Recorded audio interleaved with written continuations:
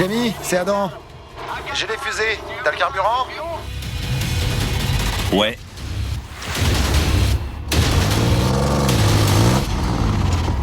Allez, montre. Quoi? Des oursons en gélatine? Ouais, c'est une demande de fan. Ok, c'est parti.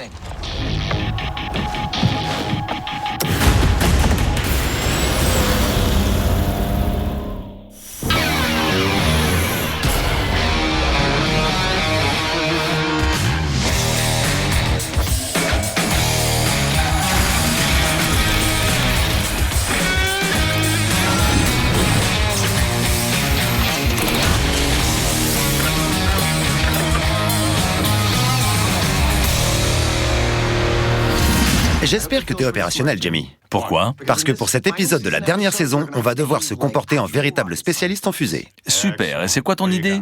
Comme tu le sais, dans l'histoire de Miss Buster, notre relation à la fuséologie n'a pas connu une trajectoire rectiligne. Il y a eu des hauts, il y a eu des bas, et beaucoup de turbulences. Dans cet épisode, on va regrouper tout ça pour travailler sur un super mythe sur les carburants pour fusées non conventionnelles. Je vais tenter ma chance et supposer que tu vas utiliser des oursons en gélatine. En effet, Sherlock, t'as entièrement raison. Ils ont beaucoup d'énergie calorifique. Exact. Et si ça fonctionne, on pourrait s'envoler vers la Lune en laissant une traînée délicieusement sucrée derrière nous. Ça me plaît bien. J'en étais sûr. Début de la phase d'allumage. Les fusées, une impressionnante et majestueuse prouesse technologique. Décollage, nous avons un décollage. L'exploitation de leur énergie explosive est capable de nous emmener au-delà de notre monde. L'aigle s'est posé. Ce potentiel a poussé les Miss Buster à lancer une impressionnante variété de fusées. Et ils ont appris 2 ou 3 petites choses. Oh la vache! Courez! Les fusées sont des bombes avec des ailes.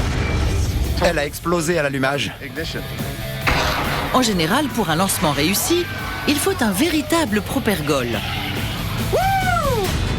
Donc, pour tester cette requête de fans un peu tirés par les cheveux sur la propulsion par ourson en gélatine, lançons la machine avec notre propre expert en fusée. Puisque nous allons construire des fusées pendant tout l'épisode, il me semble important de définir nos termes. Ceci se rapproche du genre de fusée que nous allons utiliser. Un fuselage en fibre de verre d'environ 2 mètres de long. Mais c'est l'intérieur qui la différencie. Cette partie, là où les gaz s'échappent, s'appelle le bloc de propergol. Et celui-ci, comme sur notre fusée de la guerre de sécession, est fait de paraffine. Mais c'est ce qui est injecté dans ce bloc de propergol qui en fait une fusée hybride. Et c'est ça, un réservoir pressurisé d'oxygène liquide, ou LOX. Quand le LOX est injecté dans la paraffine et qu'il est enflammé, il brûle très vite et à une température très élevée. Et quand il est éjecté par la tuyère, il produit une réaction qui envoie la fusée dans le ciel. La seule différence entre cette fusée hybride et celle que nous allons fabriquer, c'est que la nôtre sera propulsée par de délicieuses petites friandises. Quel goût puissant! Voici le matériel hybride, mais notre mythe se concentre sur le propergol. Alors, on laisse tomber la cire de paraffine et on opte pour une alternative comestible. Mais comment fabrique-t-on un bloc de propergol avec des oursons en gélatine? Alors, voilà comment ça fonctionne.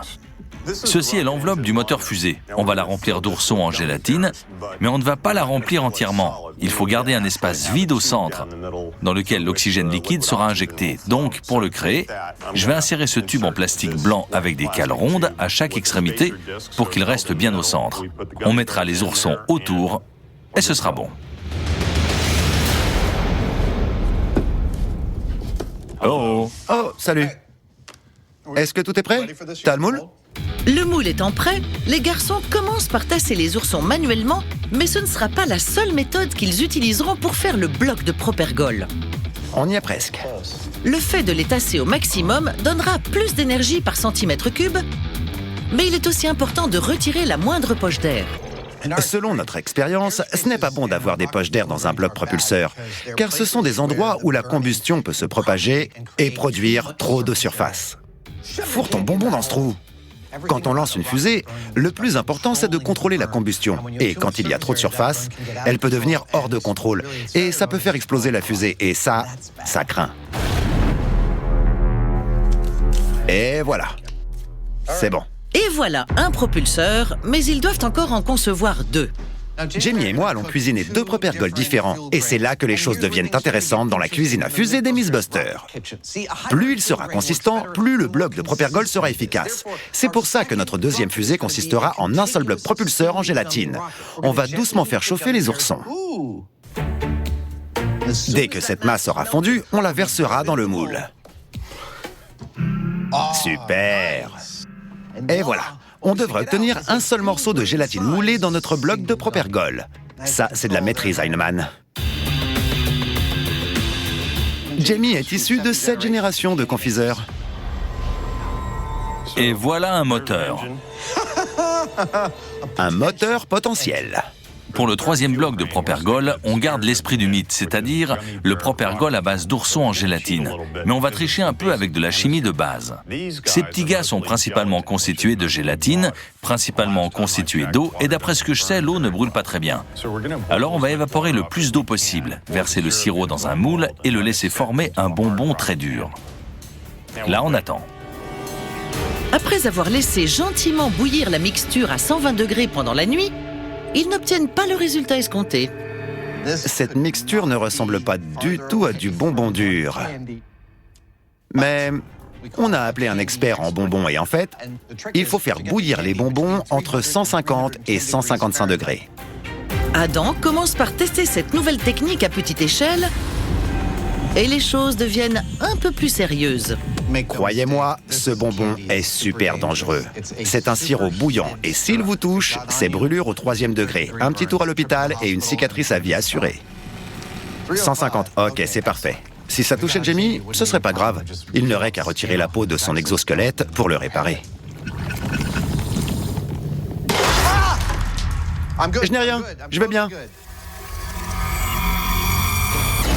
Oh la vache. D'accord. Je vais refroidir tout ça, parce qu'il y a une bouteille de gaz dans le coin. Deuxième prise. Bon, bienvenue dans Comment cramer votre cuisine. Maintenant, je vais faire chauffer une plus grande quantité de bonbons en utilisant ce gros récipient qui n'est pas en verre. J'apprends de mes erreurs.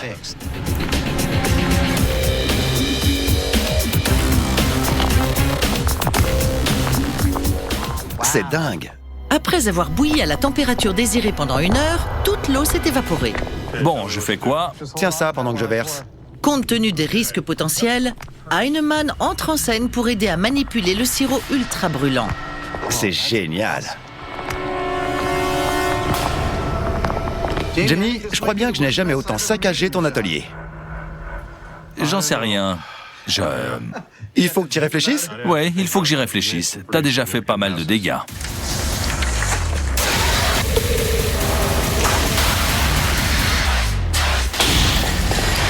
Sans aucun contretemps ni dégâts supplémentaires, leur travail est terminé. Et voilà. Ça nous a demandé beaucoup plus de travail que prévu.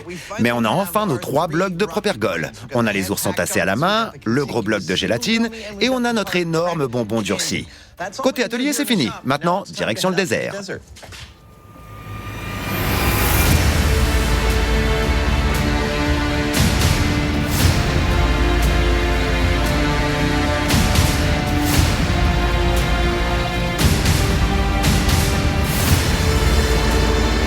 Fabricant de fusées en ourson gélifié vous dira que, en fait, on est sûrement les premiers.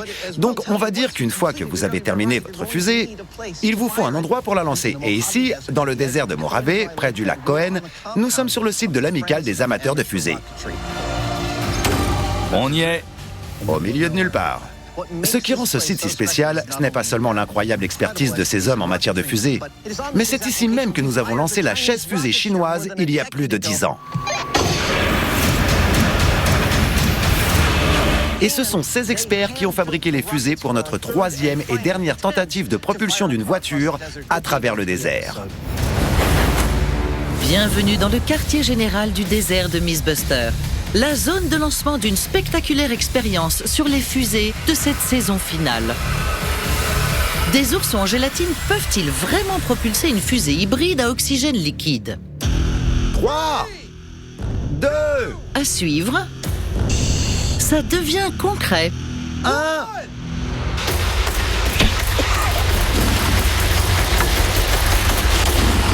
Il faut que tu décolles!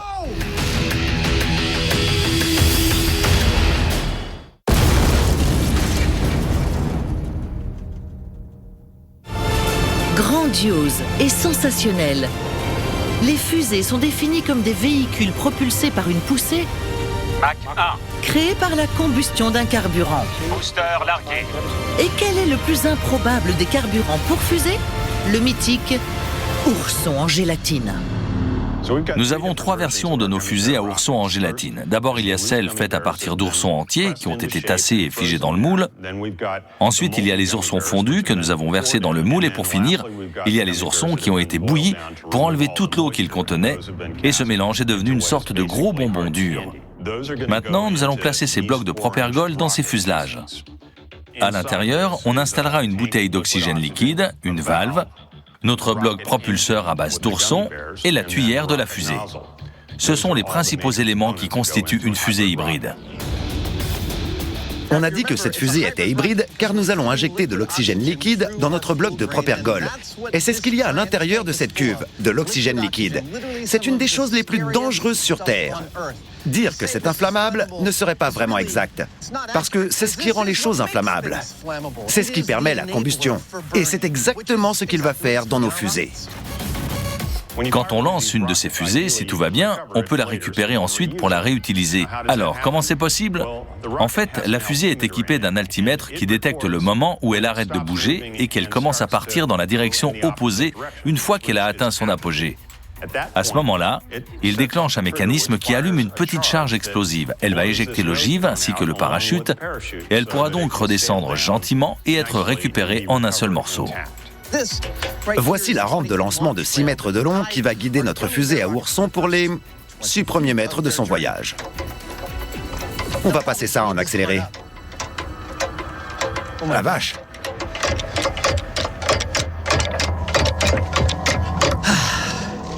Et voilà, notre fusée sera placée ici et partira dans cette direction. Et ceci lui permettra de partir du bon pied. Une fois que le LOX et les fusées sont prêts, le premier bloc de propergol entre en scène, les oursons tassés à la main. C'est beau, hein? C'est magnifique. Là, le bloc de propergol en ourson est placé dans son logement. Il y a plusieurs petits éléments qui doivent être mis en place de manière extrêmement précise. Des bacs de serrage, des joints, le bloc de propergol et tout le reste. Tout doit être correctement assemblé. Maintenant que la fusée est chargée et scellée, c'est l'heure de la mise à feu. C'est la phase de pré-lancement. On place la fusée, on insère l'altimètre et le parachute de descente dans l'ogive et on dresse la rampe de lancement. Ça me rappelle quelque chose. Ensuite, on dégage de la zone. C'est parti! Tout comme notre équipe d'artificiers est la seule qualifiée pour armer nos explosifs, ces spécialistes en fusée sont les seuls qualifiés pour manipuler de l'oxygène liquide super instable. Une fois qu'ils auront injecté le LOX, ils installeront le système d'allumage et le décompte pourra commencer. Je compterai donc à rebours de 5 jusqu'à 0 et j'appuierai sur le bouton de mise à feu. À cet instant, un allumeur déclenchera un petit feu à la base de la fusée et au même moment, une valve s'ouvrira pour injecter l'oxygène liquide au cœur de notre bloc de propergol. Le LOX s'enflammera et avec un peu de chance, il enflammera à son tour le propergol, ce qui causera une réaction en chaîne de force explosive qui enverra cette fusée dans le ciel. Le système est armé? En théorie. C'est l'heure des pronostics. Le moteur fusée à ourson tassé à la main. Je ne crois pas que ça fonctionnera si bien que ça. Je pense que vous serez d'accord, mais ça se passe comme ça dans Mythbusters. C'est facile de se montrer trop intelligent trop vite et de passer à côté de certaines choses. Alors on choisit toujours de commencer avec l'idée la plus stupide possible pour voir si ça nous permet d'apprendre quelque chose. On a encore les bonbons fondus et le bonbon solidifié à tester ensuite. Donc ce n'est pas grave si cette fusée fait... ce à quoi je m'attends. Nous y voilà. Les oursons tassés à la main 3, constitueront-ils un propergol viable? 2, 1... C'est parti. Je vois un peu de fumée. Hey! Vas-y, chérie! J'adore ce son. C'est le son du moteur qui ne fonctionne pas. C'est le son de l'échec. On vient d'allumer notre première fusée à oursons. Et souvenez-vous, les oursons avaient été tassés dans un tube de propergol sans aucune autre modification. Et on a eu un allumage réussi.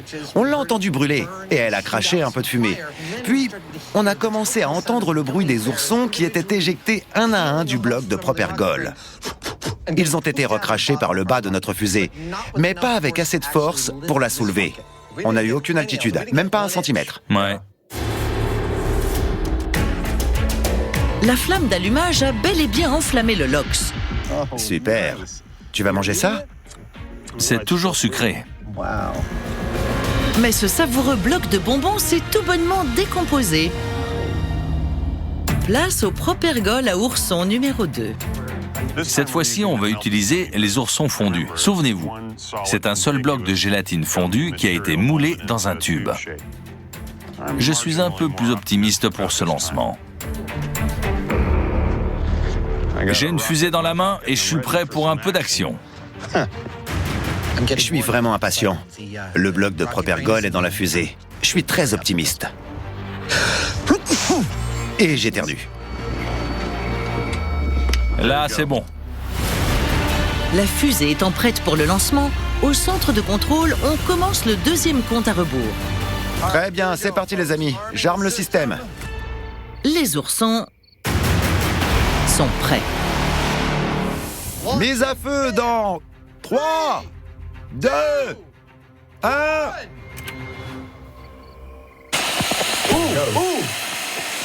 Allez, allez! Vas-y, vas-y, décolle! Allez, allez!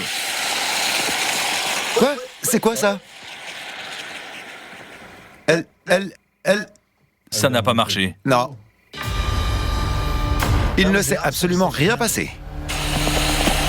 Oui, c'est un parfait ratage. Les fusées hybrides sont une technologie au caractère bien trempé. Je ne suis même pas sûr que le propergol se soit bien allumé avec celle-ci. Ouais.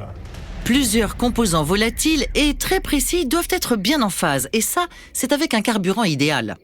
On a eu un petit loupé à cause de notre carburant qui était censé créer une flamme agressive pour allumer l'intérieur du propulseur de la fusée.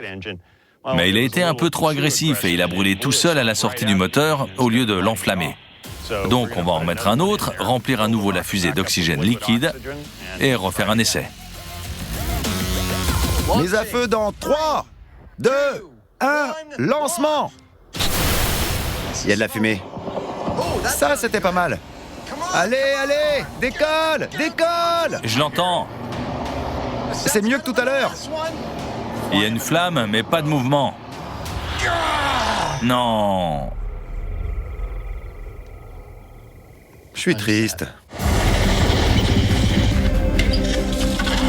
Depuis notre bunker, on a appuyé sur le bouton de mise à feu et d'abord, on a vu la fumée de l'allumeur. Puis, quand l'oxygène liquide a été introduit dans la chambre de combustion, on a entendu le son bien caractéristique d'une fusée hybride. C'était une sorte de... Puis il y a eu un...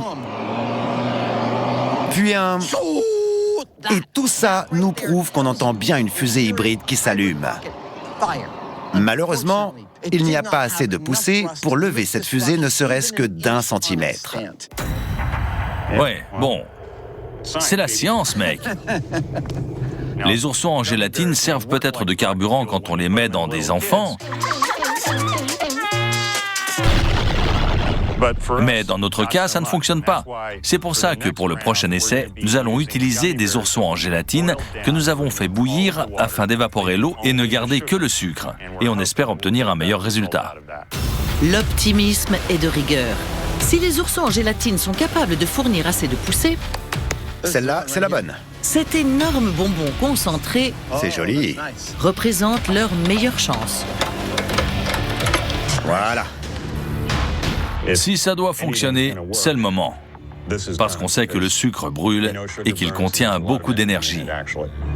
En effet, 1 kg de sucre contient 15 400 kJ. Ce qui veut dire que ce bloc de propergol, avec 6 kg de sucre concentré, aurait le potentiel de lever cette fusée de plus de 20 kg à plusieurs milliers de mètres dans les airs. Très bien. Tous mes espoirs sont placés dans un gros tube de bonbons durcis. Mais brûlera-t-il? C'est parti! Et pourra-t-il convertir cette énergie en poussée? Mise à feu dans 3, 2, 1. Allumage. Allez, chérie! J'ai vu une flamme sortir. Ouais, je la vois, ça brûle. Allez, un petit effort! Décolle! Décolle!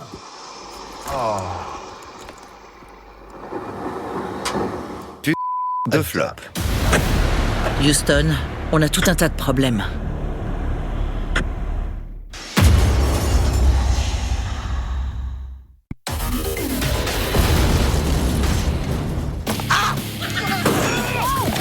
Au fil des années, les Mythbusters ont appris à leurs dépens que l'échec est un résultat valide. Allumage. Et avec un manque de poussée évident, Décolle! Décolle! le propergol à ourson en gélatine semble être un gros loupé. De flop. Mais Allons, vous savez bien qu'on ne va pas laisser tomber maintenant. On va à nouveau préparer une fusée en bonbons durs. Et on va ajouter un soupçon, disons, d'encouragement, pour qu'elle ait un petit peu plus d'énergie. J'ai pulvérisé de l'adhésif au centre du bloc et j'ai versé de la poudre noire dessus pour qu'elle recouvre l'intérieur du moteur. Comme ça, avec l'allumeur déclenché, toute la surface devrait s'enflammer comme il faut. Je crois que c'est bon. donc, après avoir saupoudré uniformément de la poudre noire pour donner un coup de pouce à l'allumage, les garçons tentent une dernière fois d'atteindre la gloire gélifiée. On a essayé divers moteurs à ourson en gélatine, aucun d'entre eux n'a fonctionné. Celui-ci doit absolument marcher. C'est maintenant ou jamais. Monsieur Heinemann, vous êtes prêt? Je suis prêt. Alors on y va. C'est parti pour la mise à feu de la fusée à bonbons durs. 3, 2, 1, lancement. Ouais, allez ma chérie. Allez! Il faut que tu décolles! Non. C'était le meilleur scénario possible pour ces bonbons bouillis. Et il n'y a eu aucune poussée. Mais est-ce le mythe qui est bidon ou bien la méthodologie des Mythbusters? Qu'est-ce qui cloche? Heinemann sent qu'il faut creuser la question. J'en viens à avoir des doutes. Je me demande si c'est vraiment le propergol qui est en cause, ou si c'est l'oxydant, ou bien si le problème vient du système de la fusée en lui-même. Alors pour ce prochain essai, on va essayer de rayer ce problème de la liste et on va utiliser de la paraffine comme propergol, parce qu'on sait qu'elle est capable d'envoyer une fusée comme celle-ci, très haut. Et oui, en remplaçant les oursons en gélatine par un propergol standard, ce lancement de contrôle testera le matériel en lui-même. Avec une charge de paraffine, les spécialistes en fusée espèrent atteindre une altitude de 6700 mètres. Si on n'atteint pas ça, on aura quelques problèmes à régler. Ok, on y retourne. Mise à feu dans 3, 2, 1. Je vois de la fumée. Ouais.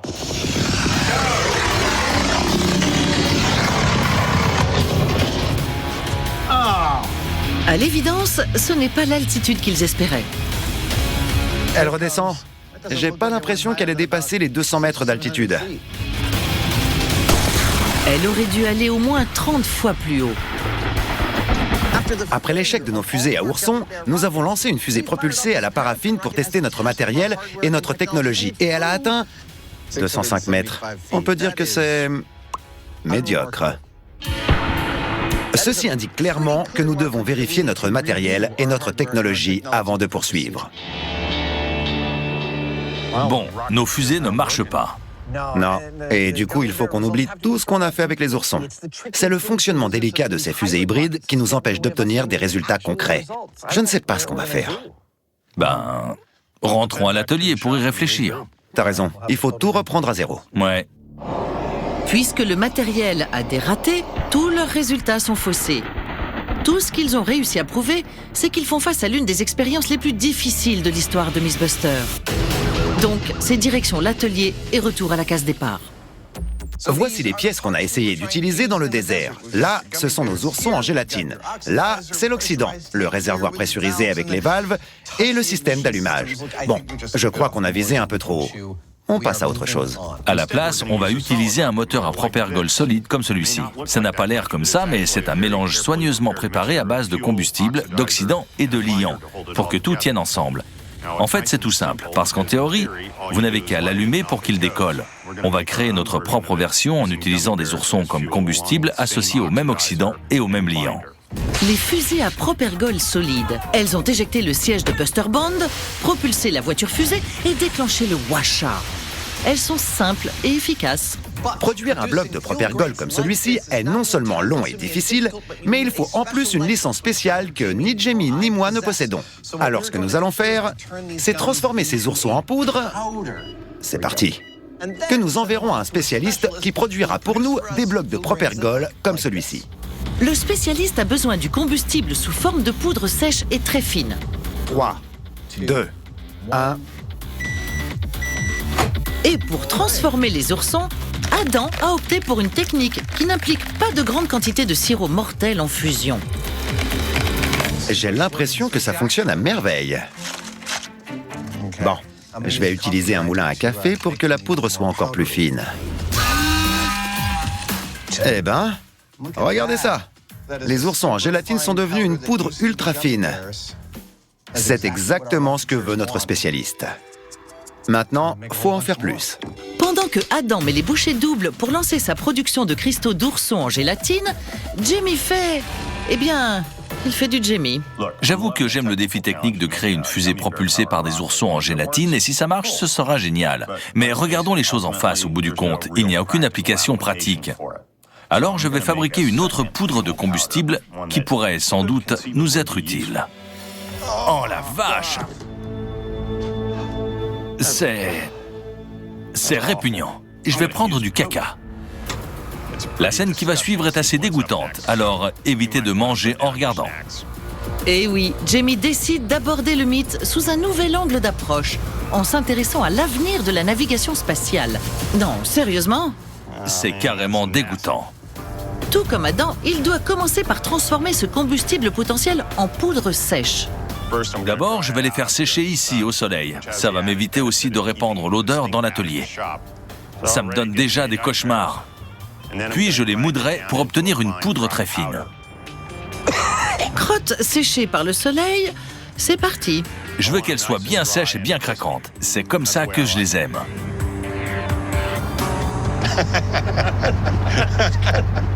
Transformer des déjections canines en poudre, c'est une chose. Mais la question qu'on se pose, c'est pourquoi? Je sais bien que ça a l'air complètement dingue, mais c'est comme ça que Jamie fonctionne. Je ne sais absolument pas si ça va fonctionner ou pas, mais on va bientôt le savoir. Dès qu'il a l'occasion de concevoir un système qui ne produit aucun déchet, quel qu'il soit, et qui utiliserait tout juste assez d'énergie pour faire le boulot, mais pas plus, il est au paradis. Ça les a réduits en morceaux. Et où cette philosophie peut-elle atteindre son zénith? Dans l'espace. Les astronautes boivent déjà leur propre urine après filtration, bien entendu. Grâce au projet de Jamie, ils pourraient également utiliser leurs excréments comme propergol. Quoi de plus économique?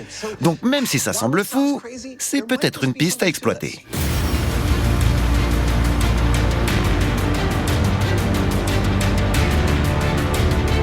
Nous revoilà dans le désert de Morave. La dernière fois qu'on était ici, on a testé des fusées propulsées par des oursons en gélatine et les résultats ont été remarquablement peu remarquables. Deuxième round. Certaines fusées ont fait ça, Non. et d'autres ont fait ça. De flop. Ouais. Alors on a complètement modifié notre méthodologie. On est passé des fusées hybrides au propergol solide et on est revenu ici pour tester une nouvelle fusée à ourson.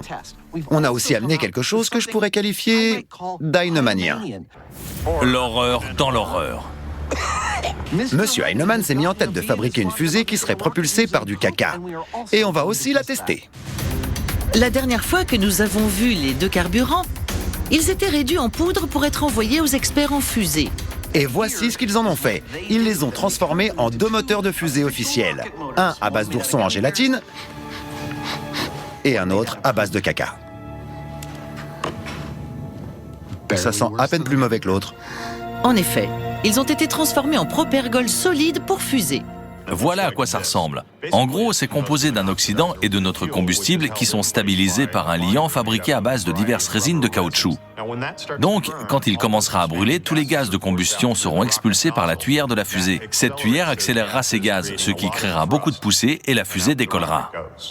Contrairement au système hybride, ça ne pourrait pas être plus simple. Une allumette électronique est allumée et en théorie, les combustibles à base d'oursons et de caca entament une réaction en chaîne explosive. Mais comment les performances de ces propergols mythiques seront-elles mesurées? C'est presque l'heure de la mise à feu.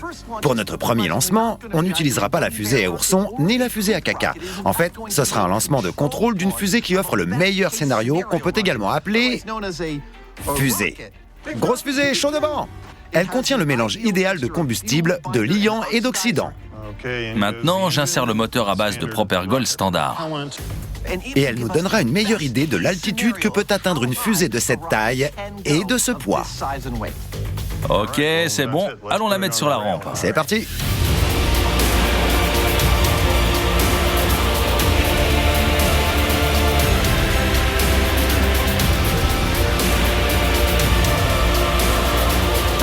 On a passé pas mal de temps à expliquer la différence entre cette fusée et les précédentes, mais vous avez peut-être manqué un détail. Nous avons fixé 3 caméras sur cette fusée pour avoir son point de vue de son propre lancement. Ça, c'est génial.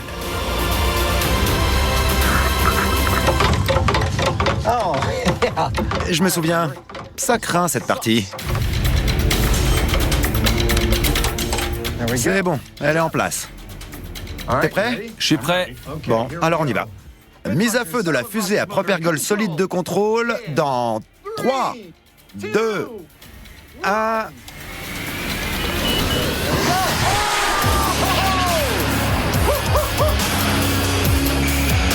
Ouais! Je savais qu'on finirait par voir une fusée décoller. C'était génial. Ouais. J'ai entendu un bruit. C'était le parachute qui se déployait. Contrairement au système hybride, l'allumage et le lancement ont été une réussite. Et les caméras fixées sur la fusée offrent un panorama spectaculaire du désert de Mojave. Néanmoins, Elle dévie. Elle dévie énormément. ce qui prouve encore une fois que faire voler une fusée n'est pas un jeu d'enfant. Le vent est loin d'être idéal. Ok, allons chercher notre fusée. Pendant son ascension, la fusée a considérablement été déviée de sa trajectoire. On va sûrement chercher un moment. Après une recherche intensive et un sauvetage réussi, ils retournent à la base pour découvrir qu'elle a atteint 1260 mètres. Mais les données détaillées du vol font surgir un problème potentiel. Le lancement était bien, mais les données télémétriques et le GPS nous indiquent qu'il y a eu beaucoup de dérives latérales et ceci a pu compromettre les données. Parce que si cette courbe avait été un peu plus droite, la fusée aurait certainement atteint une altitude plus élevée. Alors on va prendre une autre fusée. Test de contrôle numéro 2. Et on va recommencer pour être sûr. En effet, pour s'assurer que tous les lancements auront les mêmes conditions, ils attendent que le vent tombe. Allez, on y va. T'es prêt? Ouais. Ceci est le test de contrôle numéro 2. Mise à feu dans 3, 2, 1, allumage!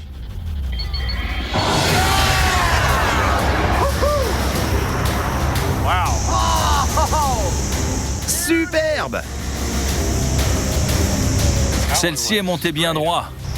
Elle est montée tout droit et elle va redescendre presque tout droit. J'ai l'impression qu'elle va atterrir juste ici. Elle descend tout droit, juste au-dessus de nous. Super, elle a atterri tout près du bunker.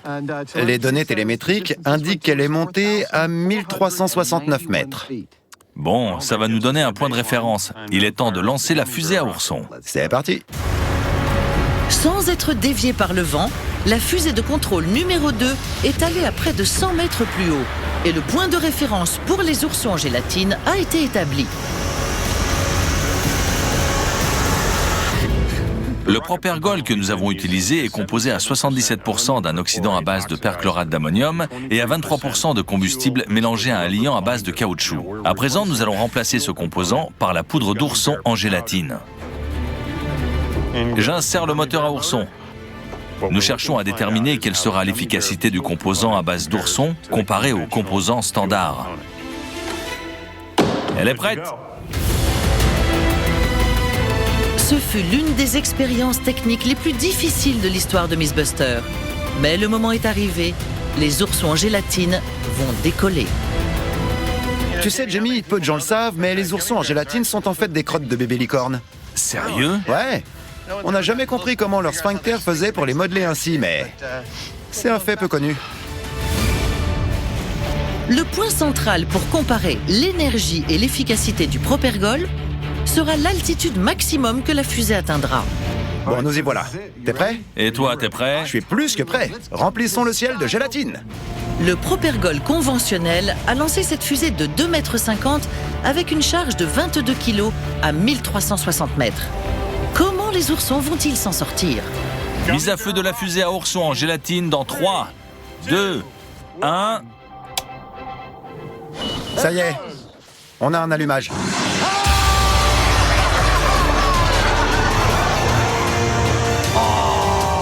Elle a décollé. Ouais. Les oursons ont fonctionné. Ouais, ça a marché. Allez, on check. Boum. La route a été longue et semée d'embûches. Mais rien que pour ce lancement réussi, tout cela en valait la peine. On entend bien le bip. À suivre, les garçons vont découvrir à quelle altitude ont volé les oursons.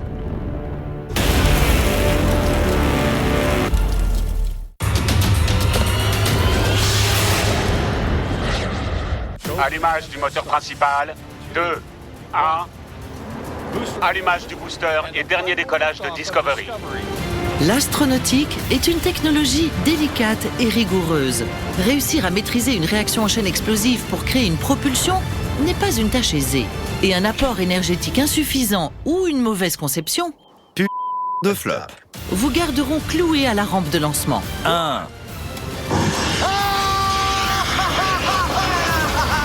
Alors, comment s'en sont sortis nos oursons en gélatine et leur sinistre traînée de fumée noire? Après avoir trouvé le point d'atterrissage, J'entends le bip. C'est magnifique. c'est le mythique moment de vérité. Elle a volé, c'est vrai. Mais quel résultat a-t-elle obtenu en comparaison à du véritable propergol? Quand on lit l'altimètre, on voit que notre fusée à ourson en gélatine a atteint 1125 mètres. C'est assez respectable. Respectable? Seulement? Les oursons ont volé. Ils se sont enflammés. Ils ont décollé dans le ciel. Ils ont atteint presque 1200 mètres d'altitude. C'était incroyable. Donc, doit-on sabrer le champagne et appeler la NASA pour leur parler de notre nouveau propergol? Ne nous emballons pas et analysons les faits. Le véritable but de la fuséologie est de maximiser la poussée et le rendement pour envoyer la charge la plus lourde possible aussi loin de la Terre que possible. Donc, la découverte d'un combustible moins efficace que le combustible utilisé normalement n'est pas vraiment une raison de faire la fête. C'est plutôt l'occasion de célébrer la flexibilité de la fuséologie, pour ainsi dire.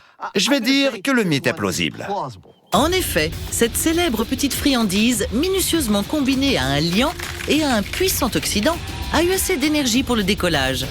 Mais dans une technologie à haute performance comme celle-ci, 82% est à peine viable et loin d'être une réussite. Place maintenant au Heinemann. Bon, c'était marrant et ça a vraiment marché. Mais soyons honnêtes, il n'y a pas de véritable raison pratique de l'utiliser. Il y a néanmoins un autre combustible qui, à première vue, pourrait sembler tout aussi futile. Mais en réalité, il pourrait avoir une utilisation pratique dans l'avenir de la navigation spatiale. Bon, je vous pardonne d'avoir pensé que Jamie était devenu cinglé, mais permettez-moi de vous expliquer. Ce qui fait un bon propergol, c'est l'hydrocarbure, parce qu'il brûle bien en présence d'oxygène, et le caca est un hydrocarbure. Jamie a fait des tests calorifiques comparant le caca et le propergol standard. 2916 calories par gramme. Même si c'est beaucoup moins efficace que le Propergol standard, ça reste plus facile à trouver que des oursons en gélatine. Dans un vaisseau, on en produit tout le temps, ainsi que dans une station spatiale où chaque gramme compte en termes de dépenses énergétiques. Je crois bien qu'il tient quelque chose.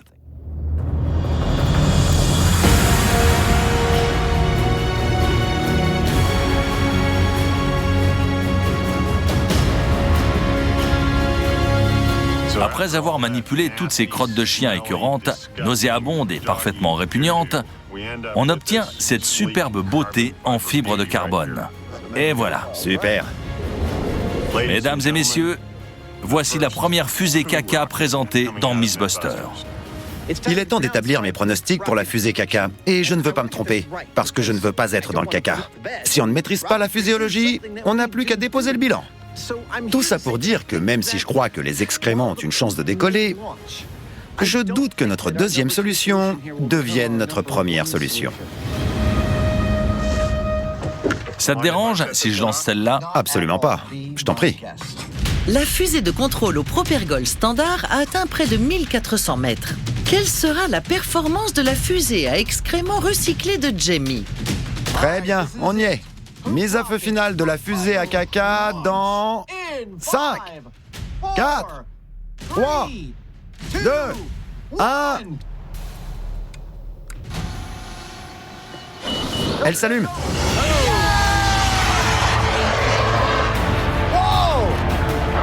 C'est magnifique!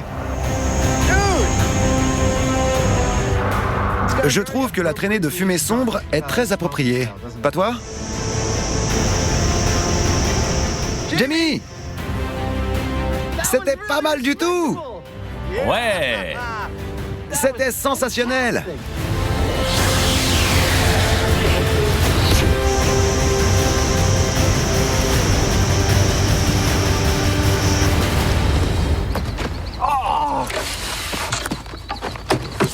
Bien joué, petite fusée à caca. Bon, le télémètre indique qu'on a atteint 884 mètres. C'est plutôt respectable. Respectable? C'est carrément phénoménal! Je savais qu'elle n'égalerait pas celle à Ourson, mais ça n'a jamais été l'objectif. Le fait est qu'elle a décollé. Voilà pourquoi les excréments sont absolument incroyables. Ils seront toujours là et ils sont complètement inutiles.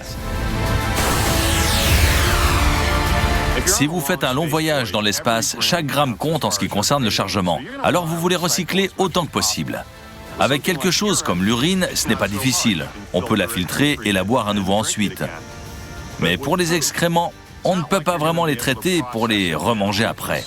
Cependant, on vient de montrer qu'ils pourraient constituer un combustible viable. Qui l'eût cru? Vous avez entendu ça, la NASA? Ou peut-être que vous y aviez déjà pensé. Ouais, certainement. Vous êtes plutôt futé. Il nous reste une chose à faire, le Propergol à ourson en gélatine et à excréments. Qu'est-ce qu'on en dit? Je pense que c'est clair. Les deux sont plausibles. Je crois bien. Allez, on rentre.